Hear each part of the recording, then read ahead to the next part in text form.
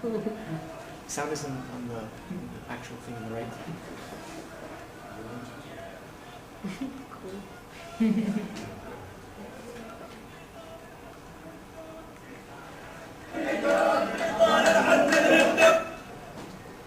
Are these actual Palestinians? These are Israeli soldiers, and this is actually a pretty cool day. Many people have been killed at this protest.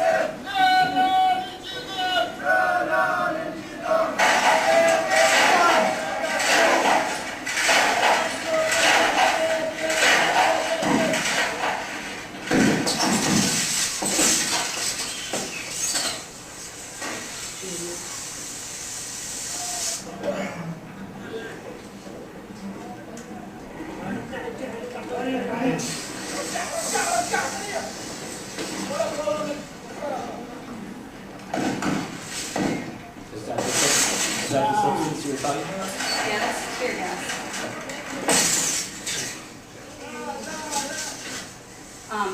Quite often this is actually a calmer day.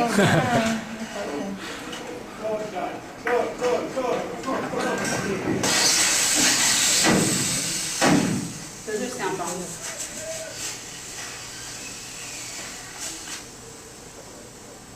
Quite often they also shoot rubber bullets, which are like basically bullets that are just coated barely with rubber.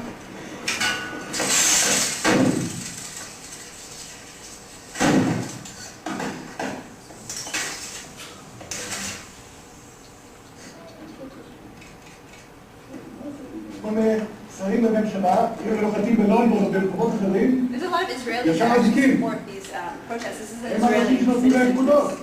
Speaking of the soldiers. הם מתנגדים לפקודות של פושעים. אז מה החיילים האלה? תגיד לי אתה.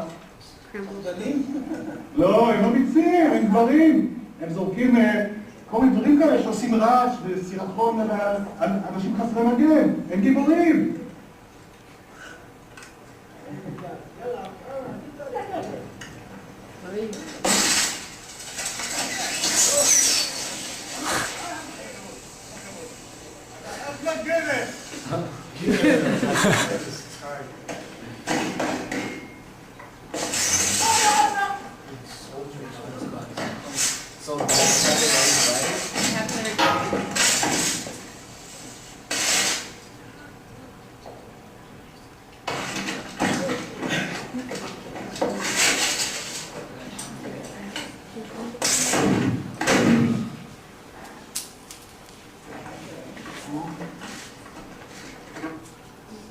So what's the title of that?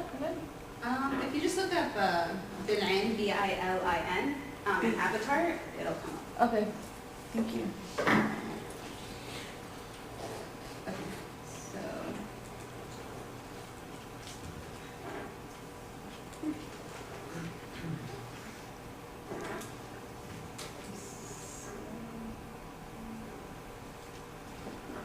So that's just, again, these are just areas, but Ain and Aina have become pretty famous because of these protests that happen every single week, because they're trying to build a wall that separates Palestinians from their homeland. Quite often what happens, a lot of the people have been detained at Bedain, the Palestinians who live there have been detained because they engage in these peaceful protests. And I think that's really interesting. Quite often that I hear, when I speak, I hear from people who support Israel and Zionists, where are the Gandhis? And obviously my first question to them are, where are the Israeli Gandhis? Before you talk about Palestinian Gandhis, where are the Israeli Gandhis? But the second reality is that most people in Palestine are Gandhis, because just to live under occupation, you have to be Gandhis. You have to, every day, imagine if you have to go through multiple checkpoints, or you have to drive hours and hours and hours to get to a place that's a mile away, but because you have to go around the wall. That is a Gandhi-esque feat. And then you have stuff like this, where you have on Fridays people opposing a wall peacefully, but are quite constantly met with violence. This is all, again, these are all, in my opinion, this is what Gandhi probably would have done if he had been alive now. But most people who are oppressed are Gandhis, because if they were not, those who are oppressed, they have a different reality. Right. And it is sad. Right. These are another aspect. With the wall also comes the checkpoints. And living, again, these are just some pictures of checkpoints where you have people who are held up for hours and hours and hours to try to get through the checkpoints. I think in 2006, I don't remember the exact number, but it was like 530 some checkpoints just in the West Bank.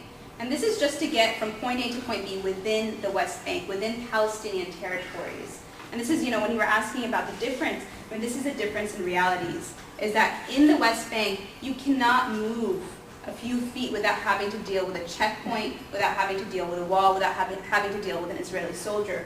And going through checkpoints is actually quite terrifying. I went through, every single day when I was living there in 2006, I would have to go through checkpoints just to go, to work or to go to a restaurant or anywhere. And you would have basically what you have, it's like traveling over international borders. Imagine if you're trying to, when you're going now to the airports, how much of us hate going to the airports because we have to go through, take everything off, take off our belts, take off whatever, get patted down. Imagine doing that and show your passport. Imagine doing that, 5, 6, 7 times a day. But this time, instead of these, people who might have, in our airports, they might have a little bit of attitude, especially if you're Muslim, like, oh, you have to get patted down or whatever.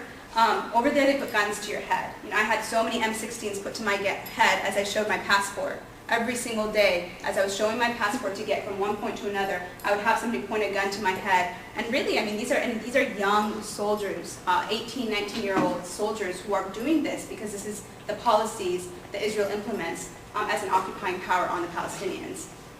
A lot of times at the whim of the soldiers, checkpoints are closed for days and weeks at a time, again.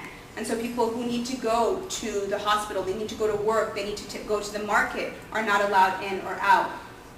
And this is exactly kind of what's happening here. Well, no, this is just a turnstile where it's like one person at a time, and you have hundreds and hundreds of people waiting to get through.